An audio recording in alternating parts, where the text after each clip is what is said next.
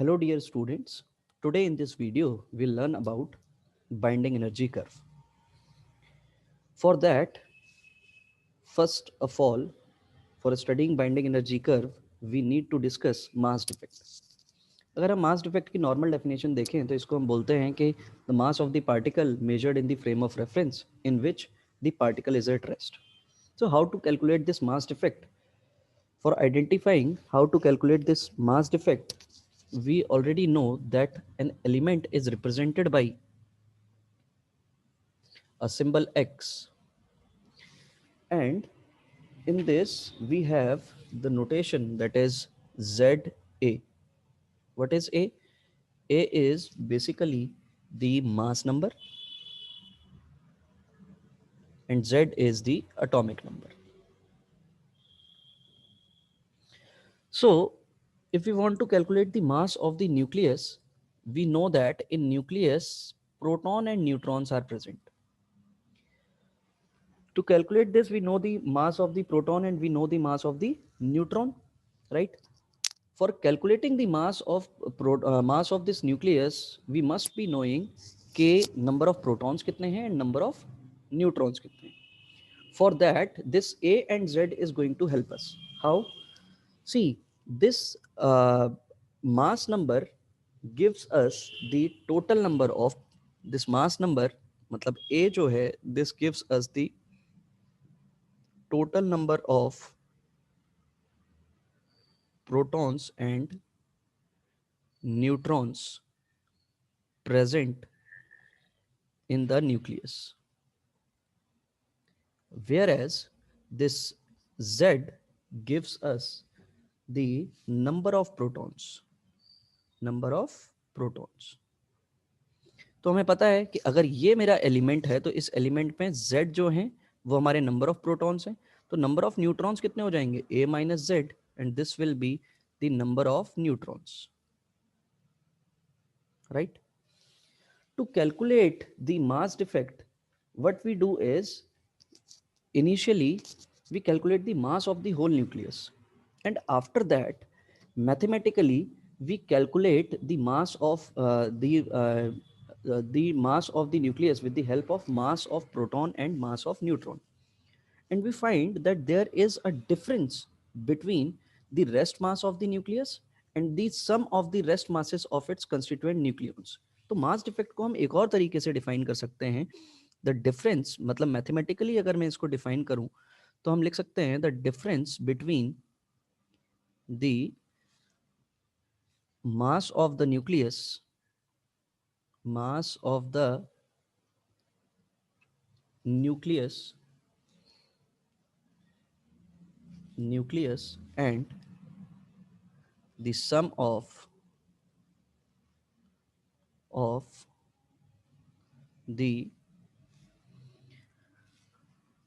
the masses of its constituents nucleons. Nucleons matlab this proton and neutrons are called nucleus. So if I need to calculate delta M, how to calculate delta M? For this we have a formula that is Z MP plus A minus Z Mn, and it is to be subtracted by the mass of the whole nucleus. तो हम basically क्या काम करते हैं, हम सबसे पहले तो मास ऑफ द न्यूक्लियस, पूरे के पूरे न्यूक्लियस को हम वे कर लेते हैं, तो उससे हमें मास पता चल जाता है, और उसके बाद हम मैथमेटिकली हम इस मास को कैलकुलेट करने की कोशिश करते हैं with the help of mass of proton and mass of neutron.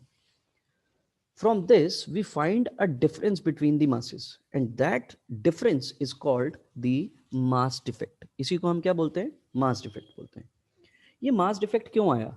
Basically आप सभी लोगों को पता है कि प्रोटॉन और न्यूट्रॉन बहुत ही ज़्यादा टाइटली बाउंड रहते हैं, किसके साथ, न्यूक्लियस के अंदर बाउंड रहते हैं, और अगर वो न्यूक्लियस के अंदर बाइंड रहते हैं तो ऑब्वियस सी बात है वहाँ पर कोई ना कोई एनर्जी होनी चाहिए, जिस एनर्जी की वजह से वो इतने ज़्यादा टाइटली बाइंड है. तो उस एनर्जी के लिए हमारे पास है Einstein energy mass equivalence. Einstein energy mass equivalence. Einstein ने क्या बोला कि जो भी एनर्जी होगी that energy is equal to mass और एनर्जी में जो उन्होंने रिलेशन बताया that is E is equal to mc। तो यहां पर जो हमारा ये रेस्ट मास है, अगर मैं इसी रेस्ट मास को अगर मैं यहां पर प्लेस कर दूं तो this is delta m into C square हो जाएगा, राइट। ये जो एनर्जी इक्विवेलेंस आया है हमारे पास, यही एनर्जी इक्विवेलेंस हमें binding energy of the nucleus देगा। मतलब जो भी आपके प्रोटॉन और न्यूट्रॉन्स जो टाइटली बाउंड हैं एक छोटे से न्यूक्लियस के अंदर, उसके लिए हमें क्या चाहिए, एनर्जी चाहिए, और वो एनर्जी क्या होगी, डेल्टा m इंटू सी स्क्वायर। तो what is binding energy? It is defined as the energy required to break up the nucleus into its constituent protons and neutrons and separate them to such a large distance that they may not interact with each other। मतलब ये वो energy है, देखो break करने के लिए भी उतनी एनर्जी चाहिए होगी जितनी एनर्जी उसको बाइंड करने में लगी होगी, मतलब उनको एक साथ रखने में लगी होगी। तो अगर कोई भी न्यूक्लियस है, उस न्यूक्लियस को अगर मुझे तोड़ना है तो उस तोड़ने के लिए नॉर्मल एनर्जी से काम नहीं चलेगा। मतलब ऐसा नहीं है कि किसी भी न्यूक्लियस को लिया और हमने वॉल पर हिट करा दिया तो काइनेटिक एनर्जी से वो न्यूक्लियस ब्रेक हो जाएगा। उसको ब्रेक कराने के लिए वी रिक्वायर अ एनर्जी, और वो एनर्जी कितनी चाहिए होगी, जितनी एनर्जी उसको टोटली कंप्लीटली बाइंड करने में लगी होगी, और वो एनर्जी को हम बाइंडिंग एनर्जी बोलते हैं। तो बाइंडिंग एनर्जी का जो हमारे पास फॉर्मूला आएगा वो होता है mass defect into C square. So what is mass defect, हमने पहले ही देखा, z into M P plus A minus Z into M N minus capital M into N. और इसको आप किससे मल्टीप्लाई कर दीजिए, इसको आप सी स्क्वायर से मल्टीप्लाई कर दीजिए। ये आपको क्या दे देगा, ये आपको बाइंडिंग एनर्जी दे देगा। This will give you the binding energy. अगर यही बाइंडिंग एनर्जी मुझे हर एक न्यूक्लियन की चाहिए, न्यूक्लियन मतलब प्रोटॉन और न्यूट्रॉन का कॉम्बिनेशन, यानी कि उसको हम क्या बोल देंगे, उसको हम न्यूक्लियॉन्स बोल देते हैं। तो अगर मुझे सारे के सारे न्यूक्लियॉन्स की बात करनी है तो न्यूक्लियॉन्स कितने होंगे, ए जो होता था वो हमें नंबर ऑफ प्रोटॉन्स और नंबर ऑफ न्यूट्रॉन्स, और यही दोनों हमारे न्यूक्लियॉन्स होते हैं। तो इसी बाइंडिंग एनर्जी अगर मैं यहाँ पर लिखने की कोशिश करूँ कि बाइंडिंग एनर्जी पर न्यूक्लियॉन मुझे कितना मिलेगा, तो binding energy per nucleon will be, आपको कुछ नहीं करना है, ये Z into M P plus A minus Z into M N minus M N into C square. और न्यूमेरिकल में आपको ये सारी की सारी चीज़ें पता होंगी कि मास ऑफ द प्रोटॉन क्या होता है, मास ऑफ द न्यूक्लियन क्या होता है, मास ऑफ द न्यूक्लियस क्या होता है, ये सारी की सारी चीज़ें हमें पता होती हैं ऑलरेडी। तो ये हमें क्या दे देगा, ये हमें बाइंडिंग एनर्जी पर न्यूक्लियन दे देगा, राइट। अब इस बाइंडिंग एनर्जी की हेल्प से हम क्या कर पाएंगे, इस बाइंडिंग एनर्जी की हेल्प से हमने हर एक जो एलिमेंट हमारे पीरियोडिक टेबल के अंदर प्रेजेंट है, उस पीरियोडिक टेबल में हमने सबकी बाइंडिंग एनर्जी निकालने की कोशिश की। तो जहाँ पर बाइंडिंग एनर्जी बहुत ज़्यादा होगी, मतलब जो जो भी हमारा एलिमेंट के न्यूक्लियॉन्स जो हैं वो टाइटली जहाँ पर बाइंड होंगे, ऑब्वियस सी बात है वो बहुत ज़्यादा स्टेबल होगा, मतलब उसको ब्रेक करना उतना ज़्यादा मुश्किल होगा। तो इसके लिए जो हमारा बाइंडिंग एनर्जी कर्व बनाया साइंटिस्ट ने, और वो बाइंडिंग एनर्जी कर्व हमारा कुछ इस तरीके का दिखता है कि अगर हाइड्रोजन एटम है हमारे पास, तो इस हाइड्रोजन एटम पर अगर आप ध्यान से देखें तो इसकी बाइंडिंग एनर्जी पर न्यूक्लियन हमने निकालने की कोशिश की इन मेगा इलेक्ट्रॉन वोल्ट, और वो जो वैल्यू आई वो 1 के आसपास आती है। यही काम हमने हीलियम के साथ किया, lithium, beryllium, boron, carbon, nitrogen, fluorine, neon, chlorine, iron, ये सारे के सारे एलिमेंट्स जितने भी अपने प्रेजेंट हैं किसके अंदर, पीरियोडिक टेबल के अंदर, उन सब के लिए हमने ये वैल्यू कैलकुलेट करने की कोशिश की। जब हमने ये वैल्यू कैलकुलेट करने की कोशिश की तो कैलकुलेशन से हमें जो सबसे इंपॉर्टेंट रिजल्ट मिला, वो रिजल्ट हमें क्या मिला, वो रिजल्ट हमें मिला कि जो ये Fe है, मतलब आयरन है, आयरन की बाइंडिंग एनर्जी सबसे ज़्यादा है, इसकी, आयरन की। और आयरन की जो बाइंडिंग एनर्जी है वो हमारी 8.8 मेगा इलेक्ट्रॉन वोल्ट के आसपास है। किसके आसपास है, 8.8 मेगा इलेक्ट्रॉन वोल्ट।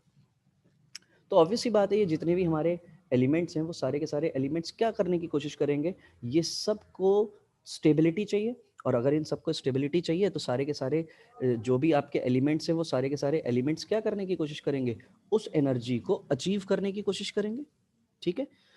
तो ये हमें स्टेबिलिटी ऑफ द न्यूक्लियस के बारे में बताता है। तो जिसकी बाइंडिंग एनर्जी जितनी ज़्यादा, मतलब if binding energy greater the binding energy,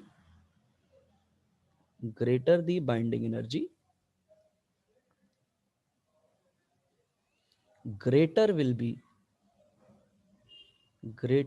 be the stability।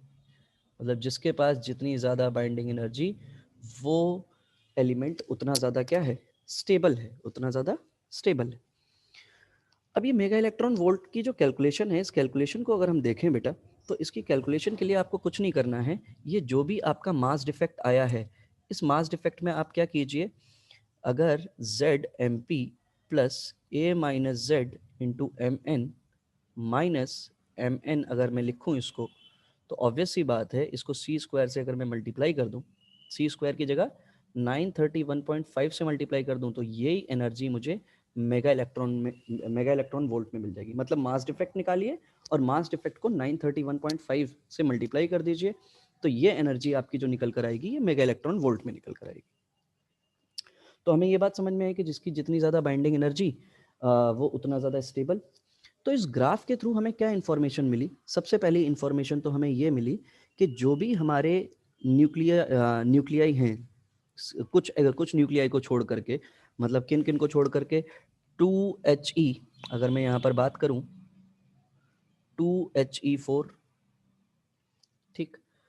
दूसरा न्यूक्लियाई सपोज यहाँ पे देखो कार्बन आपको दिखाई दे रहा है 6C12, उसके बाद आपको 8O16।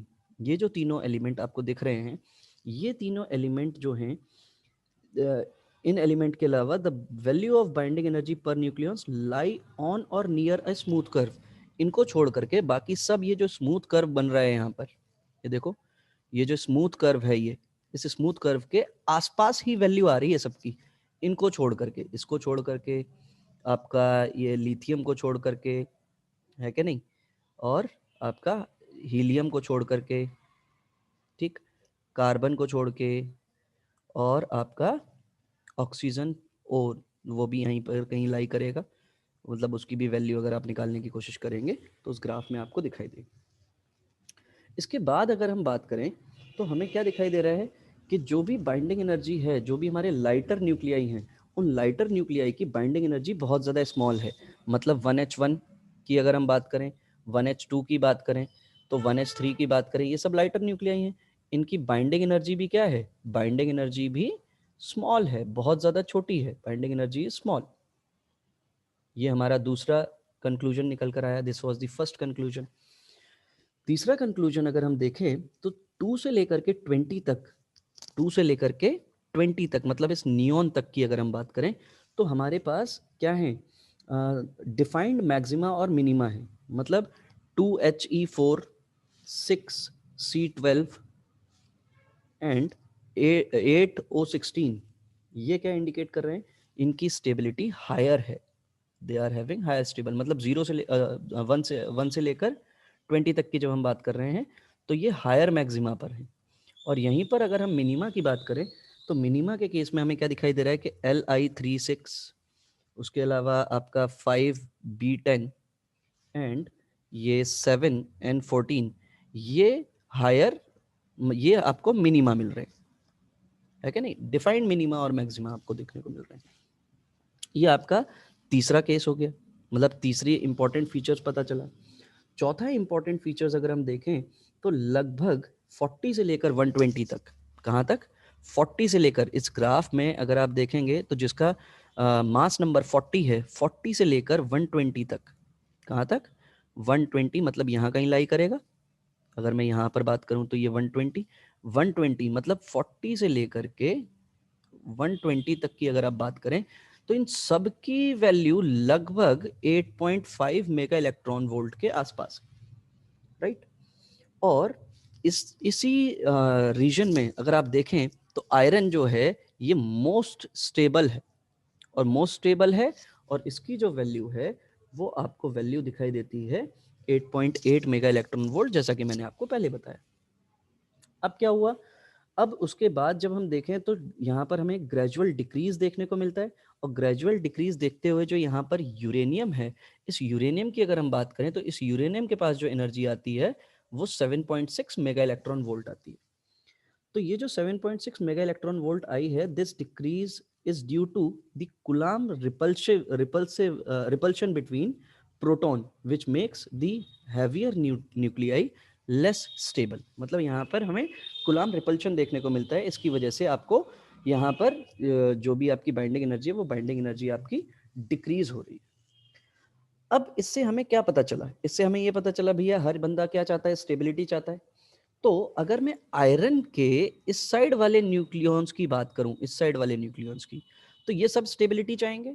और अगर ये सारे के सारे स्टेबिलिटी चाहेंगे तो ये सब क्या करेंगे? एक अपने आप को कंबाइन करेंगे एक दूसरे के साथ, ठीक, कंबाइन करेंगे ताकि इनका भी मास नंबर कितना हो जाए? 56 हो जाए और ये भी क्या हो जाए? स्टेबल हो जाए। बात आई समझ में? तो सिंपल सी बात, यहां पर आप अगर देखेंगे तो यहां पर आपको न्यूक्लियर फ्यूजन देखने को मिलेगा। मतलब यहाँ पर आपको कॉम्बिनेशन देखने को मिलेगा, मतलब कंबाइन होते हुए आपको न्यूक्लियस दिखाई देंगे। ये सब आपस में अपने आप को यूनाइट करके एक दूसरे के साथ कंबाइन हो रहे होंगे और कंबाइन होकर के वो उस स्टेबिलिटी को अप्रोच करने की कोशिश करेंगे। वेयर एज इस साइड वाले जितने भी हमारे न्यूक्लियस हैं, ये सारे के सारे न्यूक्लियस क्या करेंगे? ये सारे के सारे न्यूक्लियस अपने आप को ब्रेक करने की कोशिश करेंगे। They will break themselves. और आपको पता है ब्रेक के लिए जो हमारा रिलेशन यूज होता है that is nuclear fission use करते हैं हम लोग। तो ये जो न्यूक्लियर फिजन है, तो न्यूक्लियर फिजन मतलब यहाँ पर ब्रेकिंग ऑफ न्यूक्लियस आपको देखने को मिलेगा कि अपने आप को छोटा बनाने की कोशिश करेंगे, अपने मास नंबर को डिक्रीज कराने की कोशिश करेंगे ताकि इनकी जो स्टेबिलिटी है वो आयरन के बराबर हो सके। ठीक है, तो बेसिकली हमें यहाँ से ये पता चला कि किस एलिमेंट का न्यूक्लियर फिजन होगा और किस एलिमेंट का न्यूक्लियर फ्यूजन होगा। So this is the importance of binding energy curve, and I have discussed each and every feature of this binding energy curve. Just go through this video. Rest we'll see later. Thank you so much and God bless you all.